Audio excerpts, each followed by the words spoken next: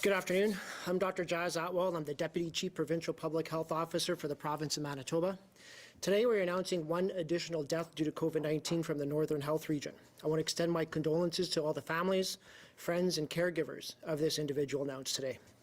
The current 5-day COVID-19 test positivity rate is 4.7% for the province and 3.5% in Winnipeg. As of 9:30 a.m. today, 93 new cases of the virus have been identified in Manitoba.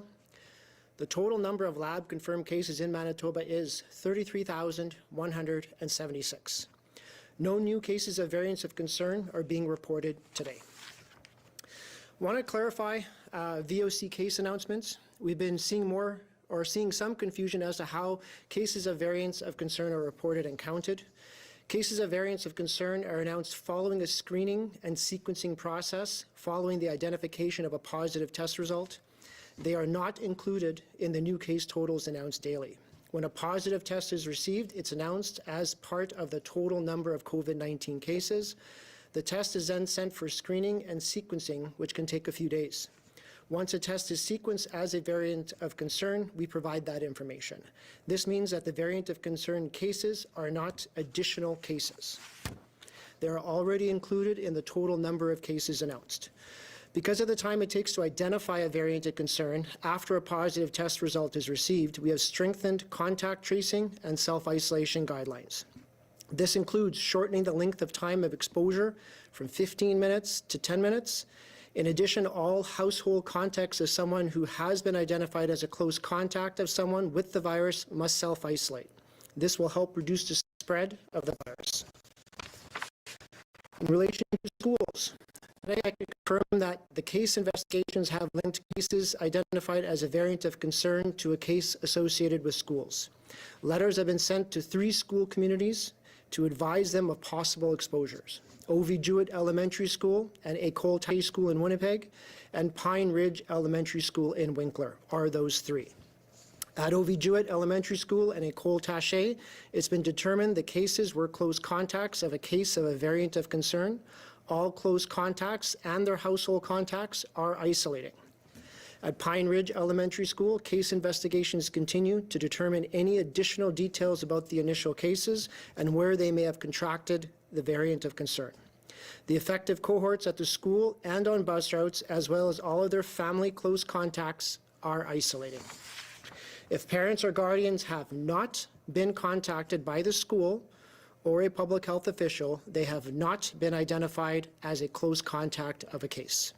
However, public health officials do recommend monitoring your children for symptoms of COVID-19 and to seek testing if symptoms do develop.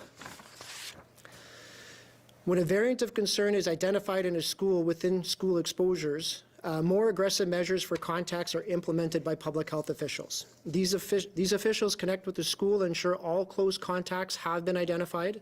In addition, the entire class or cohorts exposed to the case will be moved to remote learning for the duration of the quarantine and may be considered close contacts.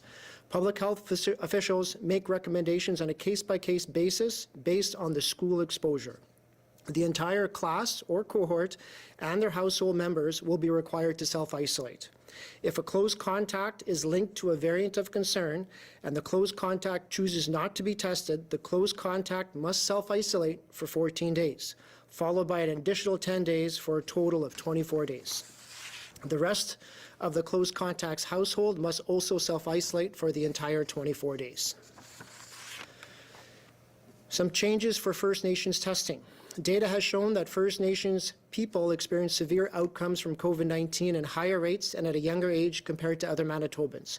While non-essential travel to and from First Nations and Indigenous and Northern Relations communities continues to be discouraged, some essential travel must take place.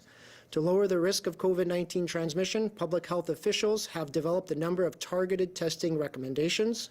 Effective today, we strongly recommend that COVID-19 testing occur before travel to First Nations and Indigenous and Northern Relation communities, and before someone returns to a community if they have not been away for more than 48 hours.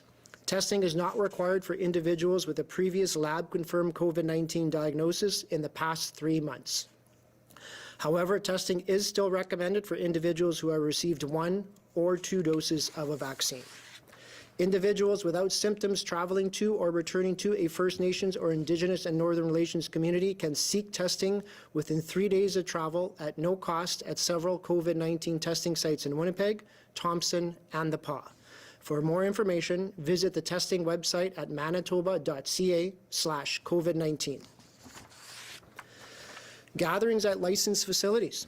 I want to further clarify the issue of gathering at licensed establishments or restaurants that I spoke to, or that were earlier spoke to on Monday. The gathering rules outlined in the public health orders apply, even if people are seated at tables in accordance with the orders. This means that multiple tables of persons from different households could constitute a gathering if the attendees have purposely attended for a common purpose, such as socializing or watching a game. Operators have an obligation to ensure their premises are not used for a gathering under Order 3. If an operator intentionally books a room or an area in a restaurant for groups from different households greater than 6 persons, they could be in violation of Order 3. Public Health is reaching out to facilities to assist in further educating and provide education on this issue. I also want to clarify visitation and self-isolation when people outside Manitoba visit and stay with someone in Manitoba. Visitors coming to Manitoba need to self-isolate. For example, if you live in Brandon and host friends from Moose Jaw, your friends need to self-isolate for 14 days when they come to Manitoba before they visit you. And they have to be those designated individuals to visit you. If you host visitors from outside the province in your home who have not self-isolated before they come to your home, you and your entire family will have to self-isolate when they stay with you and for 14 days after they leave. Self-isolating means not interacting with anyone for any reason. This means staying home and not going out for anything like work, school, or going to public places. You need to have food and supplies delivered to your place of isolation as well. In addition, these friends then become your 2 designated visitors or your 1 household visitor for the duration of the public health orders.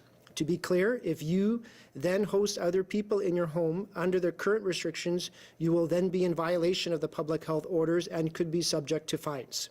So be cautious with people from out of province when they are coming to your home.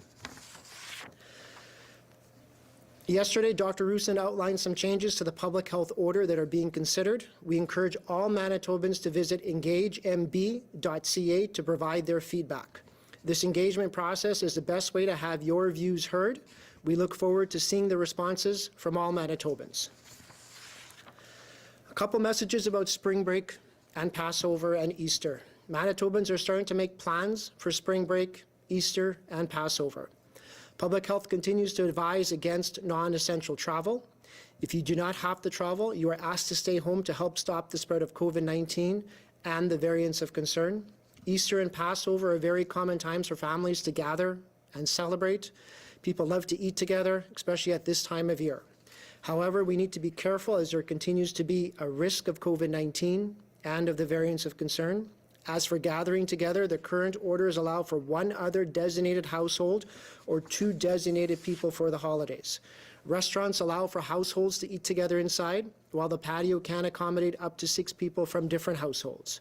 Currently, outdoor gatherings can be up to 10 people in addition to those from the residing hosting residents. I know this is not how we all wanted to spend spring break or to celebrate the holidays. At the end of the day, I'm asking Manitobans to make good decisions and to follow public health orders.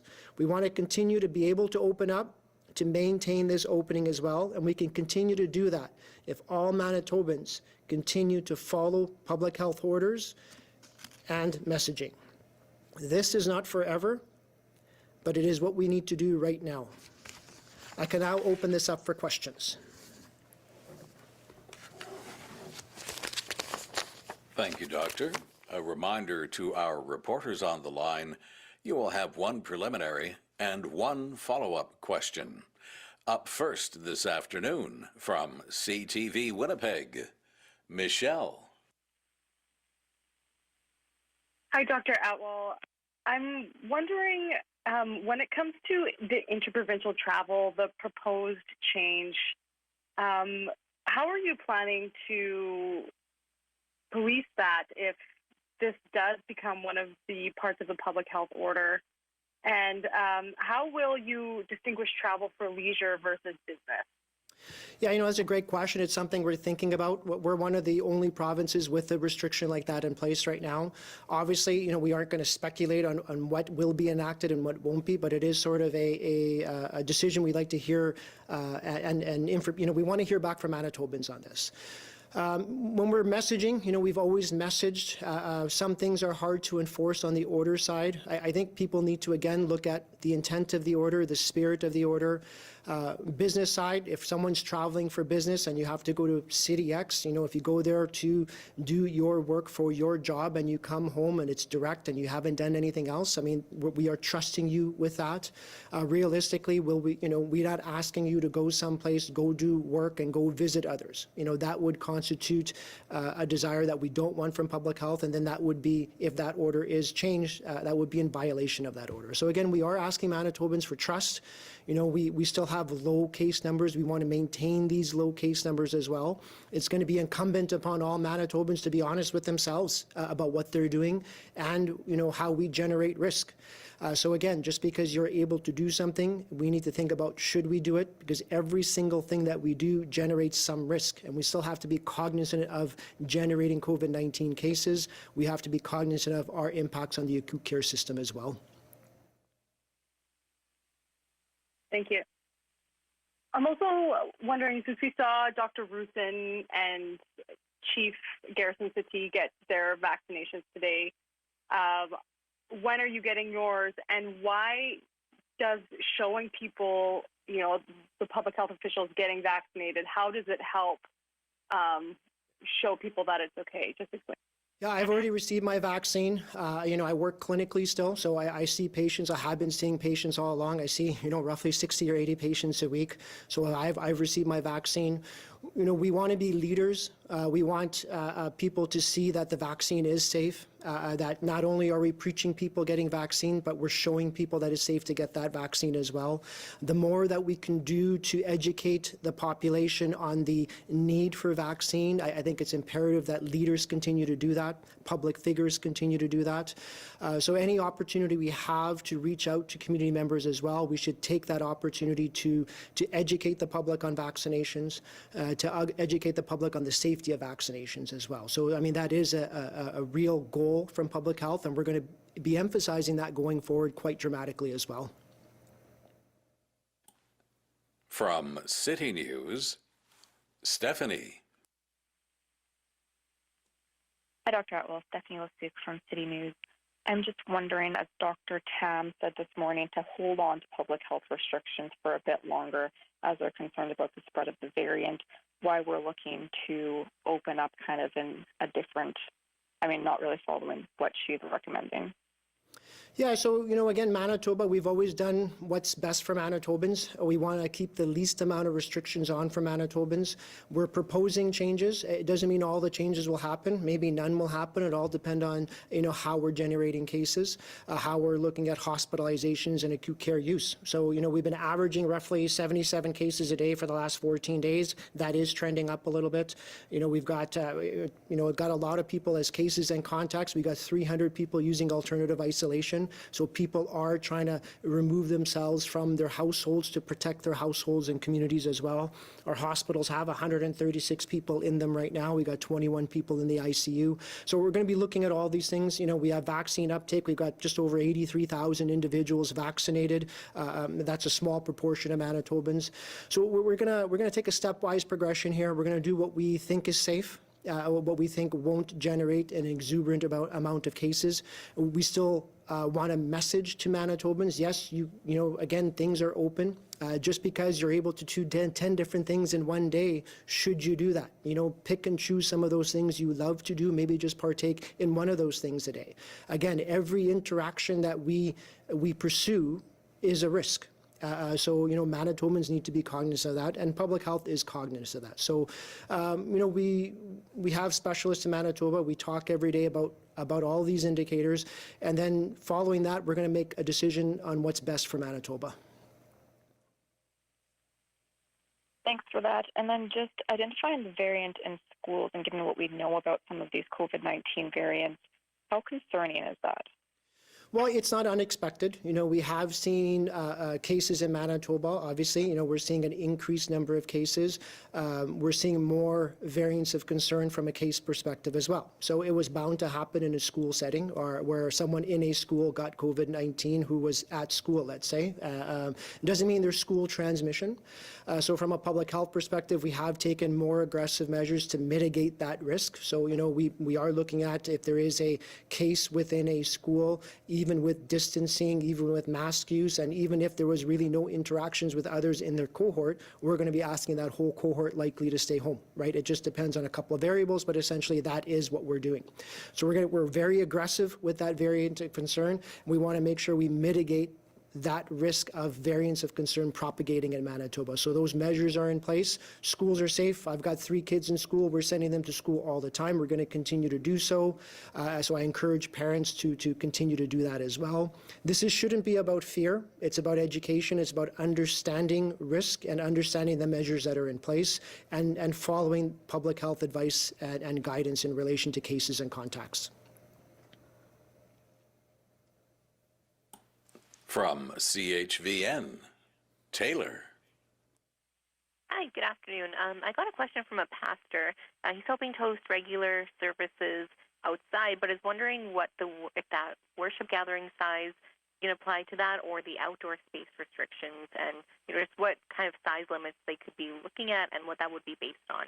Yeah, I mean, the outdoor gatherings in public places would have to follow an outdoor gathering rule. If we're having a service on the premise of the worship center, so if you had a church, let's say it's got some land around it, as theoretically on that premises, they're able to have, 10% on the inside, or you could have that same occupancy from the inside outside as a service as well. The intent here, again, we don't want everyone wants to look at what they could do to maximize the number of people coming to something. And again, here, we need to be cognizant of it's about ensuring that everything's done in a safe way. We shouldn't go out to try to seek out other interactions or try to expand venues. We should follow the spirit of those orders. And I think, Manitobans need to continue to do that. Thanks. I don't have a follow-up. From the Winnipeg Free Press, Danielle. Good afternoon, Dr. Atwal. Can you please say how many current COVID-19 outbreaks include a variant of concern in Manitoba? Where or in what settings are they occurring, and why aren't such outbreaks being declared publicly? Yeah, we've had, clusters of some variants of concern. We're gathering more information in relation to, is it truly an outbreak in quotation marks, or is it just a handful of cases in 1 or 2 households? So we're going to get some better data surrounding that as well. If there is any concern to the public in relation to a variant concern, we've discussed that already. We bring that information, forward to the public. We've dealt with, let's say, certain communities, school communities. We deal with individuals as well, very specifically with that as well. So if there is public concern from a variant of concern perspective, that information is provided. If we have a small cluster in 1 or 2 households, that's very unique to those 1 or 2 households. That information doesn't need to be public because there is no public risk there. But if there is something that, again, the public needs to know about, we are very open to provide that information, and we'll continue to do so.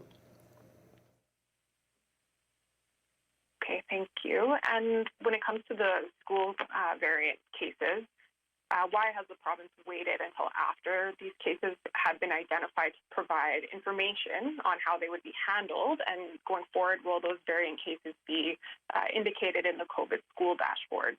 Yeah, so I know work is being done on education related to the dashboard side. So, they own that dashboard. I think they'll be updating that in the near future to provide that level of information. We, from a public health perspective, we manage this right when that test result comes back. So, public health has always been involved. This is a fluid scenario here, right? This is the first time we've seen a VOC in a school, so we had to streamline some processes on the communication side. But from a perspective of managing the cases and contacts, it was done in real time, right when the result came in, and the delays weren't there. So, we actively manage that as well, with case and contact management. From the Brandon Sun, Colin. Good afternoon, Dr. Atwal. I know you normally don't like to answer questions related to vaccination, but I was hoping you might be able to shed some light on something for us. We've had 7 separate people approach us and say that they have been unable to book any appointments at the Keystone Center super site in Brandon, and that a couple of them were told that there are no vaccines at the super site. Do you know what's going on at the super site and why there may not be any vaccines there right now? I haven't heard of any concerns. I think we'll have to come back to you with an answer to that, and I think we'll have to reach out to the vaccine task force to answer that question for you. So I apologize. I never knew there was an issue, and I haven't heard any details of any issues there. My second question is about the variant of concern that was found in Prairie Mountain Health, or announced for Prairie Mountain Health yesterday. Given that Prairie Mountain Health is quite a large region, where was the case detected? I don't have the specifics to that. If it was, the case and contact investigations are underway. I don't think it really matters where a case is. Would it matter if a case, let's say, is in Winnipeg or Brandon or in Steinbach? A case is a case. From a public health perspective, you manage cases the same way. I think from a public perspective, again, we're a year into a pandemic. We've had the variants of concern. We've been talking about it for a few months now as well. The public needs to accept that there are going to be cases. It might be in your community, but that shouldn't really change what one does. You should still be following public health messaging. You should still, wash your hands, limit your interactions, follow the public health orders. If you're sick, you should stay at home and get tested, and your family should stay at home until that test result comes back. That's the key messaging. Focusing on where an individual case is, it really has limited impact in what one should do. One should be doing what we're asking them to do, and that's what we're going to continue to ask Manitobans to do. From CJOB, Will. Good afternoon, Doctor. In your opening statement, you discussed how the positive variant numbers were shown in the daily updates aren't reflective of the previous day's tests. So I'm wondering, on average, how much of a delay is there between those tests being taken and them being reported? That's a number I'd have to get back to you on. I don't have a number on the duration of delay, let's say. Again, a test comes back, it comes back positive. That test then gets screened, and that screen result comes back. If that's a VOC, public health acts on that, then sequencing's done. Sometimes the screen could take 24 to 48 hours, and the sequencing could take, a couple of days to several days, depending on a number of different variables. So I don't have an average time duration there for you, but we could see if we can get that for you. Okay, thanks. And we've gotten this question quite a few times from viewers, so I'll pose it to you now. Are you keeping track of how many times people receive the vaccine and then later test positive for the virus? And if so, can you share with us how many times that's happened? Yes, we are keeping track of that. I don't have those numbers in front of me, and that's something we could look at providing as well, I think. I don't know how much data we have there, obviously, and we've only had, we've had 83,000 individuals immunized. Our case numbers are still relatively low, but that's something that we are looking at, and we're going to analyze, and when something is ready for public view, we will provide that for the public. From the Winnipeg Sun, Glenn. Good morning. Glenn Dawkins from the Winnipeg Sun.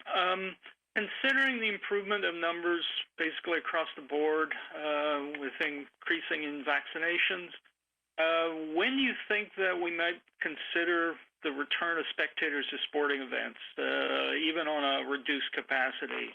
The jet season is halfway through and bomber season on the horizon. Other sports teams, considering what they're going to do. When might we see return of fans in the stands?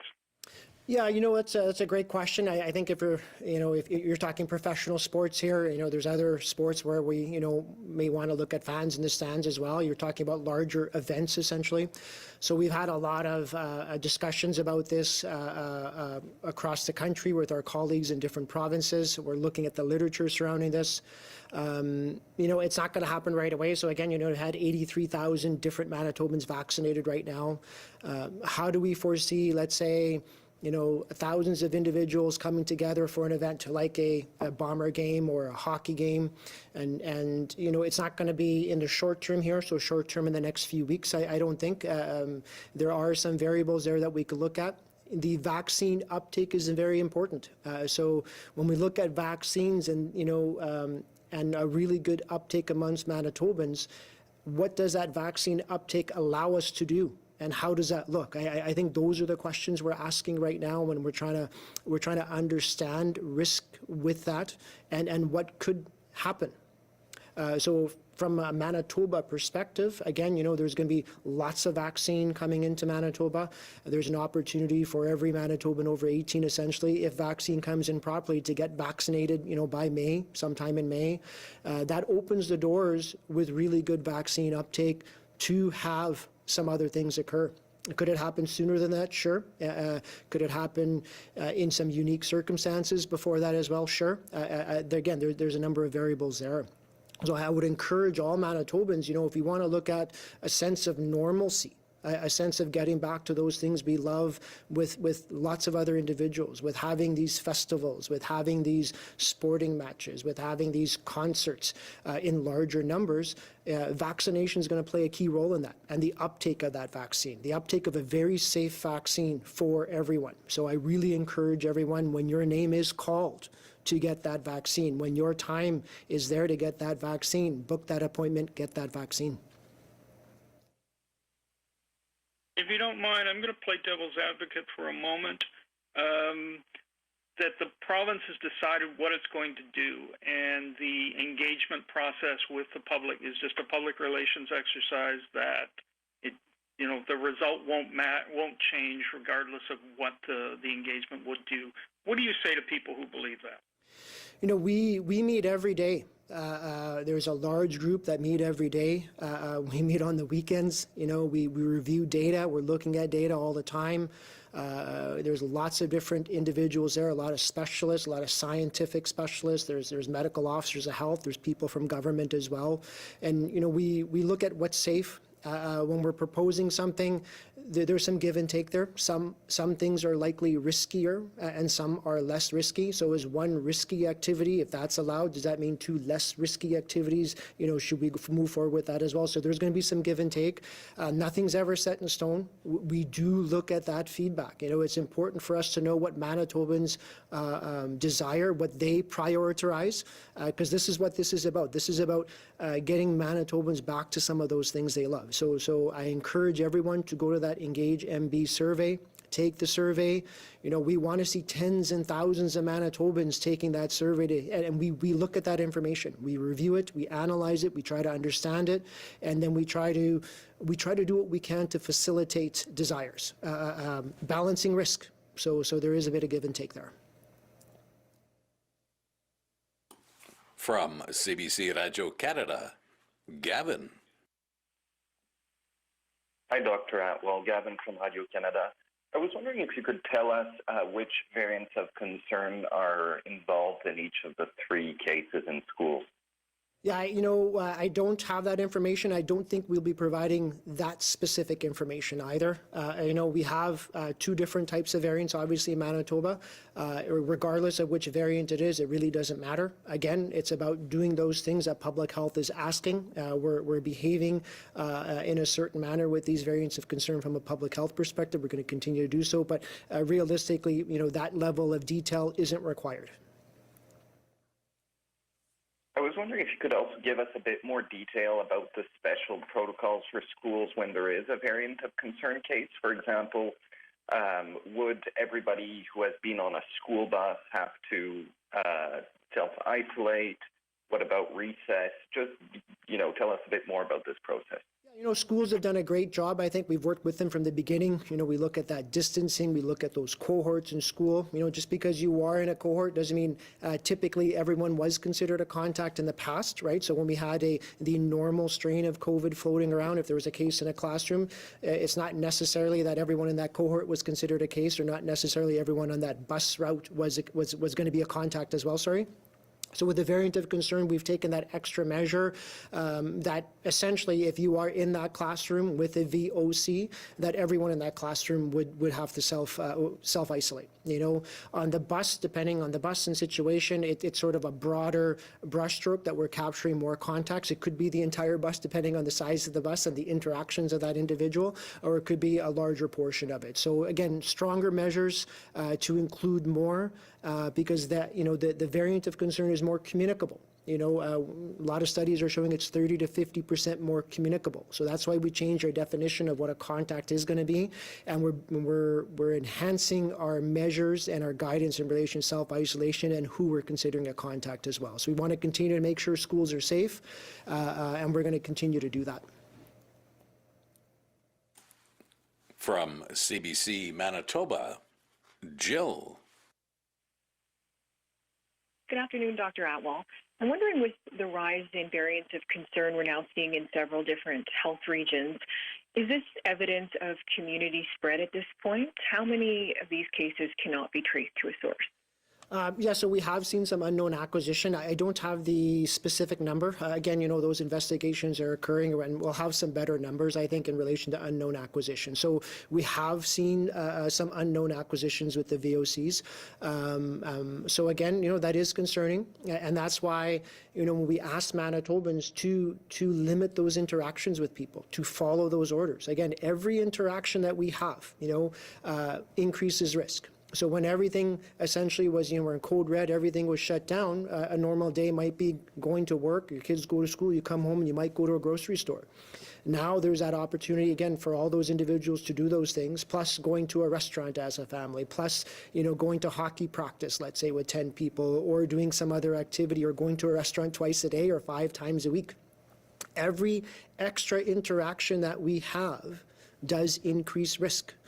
So, again, we are asking Manitobans to be vigilant, to make sure that they are distanced, to make sure, again, stay at home when you're sick, go get tested. Your whole family should wait for that test result to come back, to follow those orders. And again, just because you can do something, maybe you can do 40 different things in a week, but maybe just choose those 4 or 5 things that you really want to do and hold off on doing those other things. Because again, the more we interact with each other, our case numbers will continue to increase, which will limit our ability to open things up. So every Manitoban needs to be cognizant of that.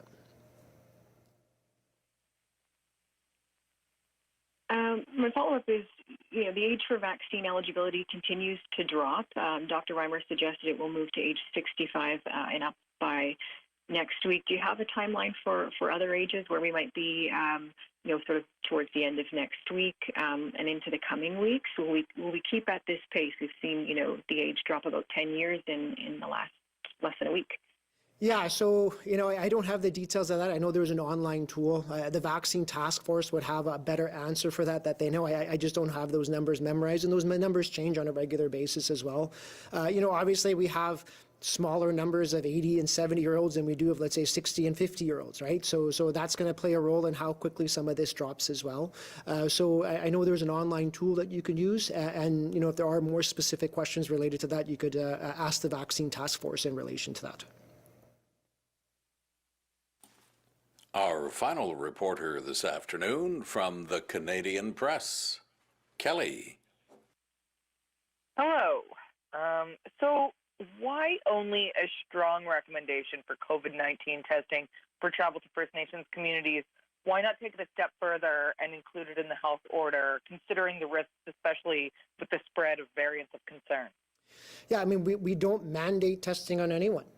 period, right? So we have recommendations there, and those are strong recommendations.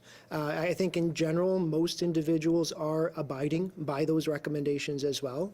But again, it's not an order. We don't force a test onto people. So, people still have that right to choose.